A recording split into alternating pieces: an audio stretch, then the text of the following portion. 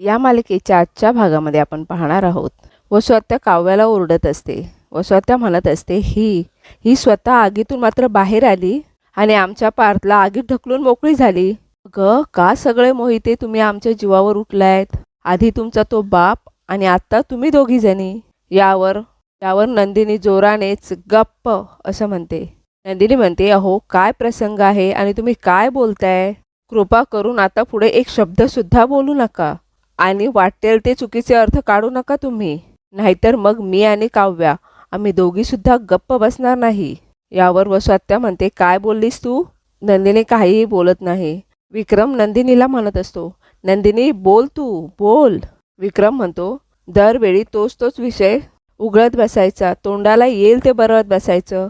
त्यानंतर विक्रम मानिनीजवळ जातो आणि म्हणतो, आणि तू ग मानिनी, कशी काय शिक्षा माफ केली यांची? त्यानंतर विक्रम वसुआत्याला म्हणत असतो, अरे वेळ काळ बघून वागत जा जरा. विक्रम मानिनीला म्हणतो, आणि तू सुद्धा जरा जरी काव्याला काही बोललीस ना, अजिबात चालणार नाही हा, मला सांगून ठेवतोय. यावर मानिनी म्हणते, का बोलायचं नाही ना, ते सांगा मला. ही आत गेली म्हणूनच तर पार्थ आतमध्ये गेला ना, हे तर बरोबर आहे. यावर विक्रम म्हणतो, देव न करो उद्या तू जर आगीत असशील तर मी नाही का येणार? अगं मला काही झालं असतं तर तू देवांशी भांडण लावलंच असतं ना.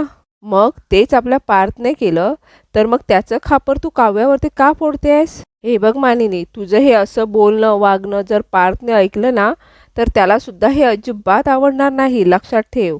दुसरीकडे पार्थ खूप सिरियस असतो. दुसरीकडे काव्या नंदिनीला आणि विक्रमला म्हणत असते, नंदिनी ताई, विक्रम काका, तुम्ही एवढ्या पोटतिडकीने माझी बाजू घेताय हे ऐकून खरंच बरं वाटलं मला. पण कसं आहे, मानिनी काकू आत्ता सगळ्या गोष्टी एका आईच्या नजरेतून बघतायत आणि त्या चुकतायत असं मी नाही म्हणणार. त्यानंतर काव्या हात जोडूनच मानिनीला सॉरी काकू असं म्हणते. त्यानंतर काव्या म्हणते, माझ्या हातात जर असतं ना तर मी कधीच पार्थला आगीत जाऊ दिलं नसतं. विश्वास ठेवा माझ्यावर.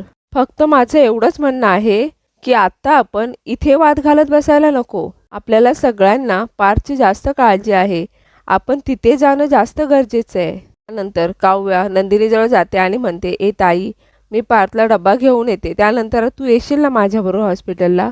नंदिनी हो असं म्हणते. असं म्हणून काव्या किचनमध्ये जात असते. एवढ्यातच मानिनी म्हणते, अगं बाई, मी तुला काहीही बोलणार नाही, मी तुझ्याशी भांडणार नाही, मी तुझ्यावर चिडणार नाही, मी तुझ्यावर काहीही बोलणार नाही वाटल्यास, परंतु तू पार्थजवळ जाऊ नकोस हॉस्पिटलला बाई. विक्रम म्हणतो, असं का मानिनी? पण तू असं का करतेस? पार्थला झालेला त्रास तुझ्याने बघवत नाही हे मान्य आहे, परंतु नंदिनी आणि काव्या सुद्धा कोणाच्या तरी मुले आहेत ना. याआधी तुझ्या जीवाला त्रास झाला म्हणून तू नंदिनीला ब्लेम केलंस आणि आता पार्थसाठी तू काव्याला बोलणार आहेस? म्हणजे ज्या चुका माझ्या आईने केल्या त्याच चुका तू सुद्धा करणार आहेस का? त्यावर मानिनी म्हणते, म्हणजे आईने जे केलं ते तुमच्या लक्षात आहे, पण मग त्याच काळात औषधांचा जराही परिणाम तुमच्यावर होत नव्हता. तेव्हा श्रद्धा, अंधश्रद्धा या सगळ्याच्या पलीकडे जाऊन मी काय केलं होतं ते आठवतंय? तुमच्या पहिल्या आईल्या बिल्डिंगचं कन्स्ट्रक्शन होतं. तुमचा पाय सटकला आणि वीज भट्टीत पडला होता तुम्ही. तेव्हा तुमच्या आईने देव पाण्यात ठेवले होते, परंतु त्याच काळात मी काय केलं होतं ते आठवतंय ना तुम्हाला? माझ्या हातात जळता कापूर घेऊन उभी होते मी. 101 प्रदक्षिणा घातल्या होत्या देवाभोवती. माझं जाऊ द्या, मी जुन्या काळातली, परंतु ती नंदिनी बघा, ती आजच्या काळातली शिकलेली सवरलेली एवढी हुशार मुलगी आहे. तिने सुद्धा जीवाचे प्राण वाचवण्यासाठी तिचे पाय रक्ताळलेले होते, तरी सुद्धा तिने वडाच्या फेऱ्या मारल्यात ना तिने. आणि रम्याचं बघा ना, लग्नाचं बंधन आहे ना बायकोचं नातं आहे, तरी सुद्धा पोर पाण्यावर आहे का? तर आपला पार्थ वाचावा म्हणून. यातला एक कणभर तरी हिला जमणार आहे का? विचारा काव्याला. 101 प्रदक्षिणा घालायला होतील तिला? हातात जळतं लाकूड पकडायला होईल तिला? काय ओ, कसलं काय, ही स्वतःच एक जळता निखारा आहे. नंदिनी मानिनीशी बोलायला मानिनीजवळ जात असते. एवढ्यातच नंदिनीला जीवाचा फोन येतो. विक्रम म्हणतो, फोन स्पीकरवर टाक. नंदिनी फोन स्पीकरवर टाकते तर समोरून जीवा खूप रडत असतो. यावर काव्या जोरजोराने म्हणत असते, त्यांना काहीही होणार नाही, मला त्यांच्याकडे गेलं पाहिजे असं म्हणून काव्या धावतच पार्थकडे जात असते. एवढ्यातच पुन्हा मानिनी काव्याला अडवते, कुठेही जाणार नाहीयेस तू, काहीही झालं तरी हॉस्पिटलमध्ये जायचं नाहीयेस. त्यावर काव्या म्हणत असते, प्लीज असं तुम्ही करू नका, मला हॉस्पिटलमध्ये जाणं खूप गरजेचं आहे हो. असं म्हणून काव्या हॉस्पिटलला चाललेली असते. एवढ्यातच मानिनी काव्याला, तुला पारची शपथ आहे असं म्हणते. त्यानंतर सर्व हॉस्पिटलला चाललेले असतात. एवढ्यातच नंदिनी म्हणते, आई अहो का अडवणूक करताय तुम्ही काव्याची, तिला जाऊ देत ना, पार्थ तिचा नवरा आहे. यावर मानिनी म्हणते, तू तुझ्या बहिणीचं प्रेम तुझ्याच जवळ ठेव नंदिनी, ती येणार नाहीये. विक्रम सुद्धा मानिनीला समजावत असतो. एवढ्यातच वसू आत्या म्हणते, विक्रम ही वाद घालायची वेळ नाहीये. त्यानंतर सर्वजण हॉस्पिटलला निघून जातात.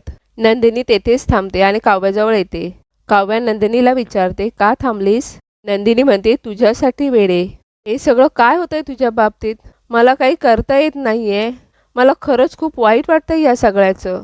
यावर काव्या म्हणते, तुझी सत्व परीक्षा झाली ताई, आता माझी सत्व परीक्षा द्यायची वेळ आली आहे. तू तरी जा तिकडे आणि तिकडे जाऊन मला कळव पार्थ कसं आहे.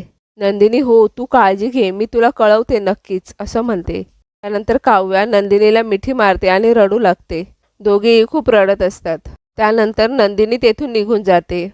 त्यानंतर काव्याला पार्थ बरोबर घालवलेले सर्व क्षण आठवत असतात. काव्या खूप रडत असते.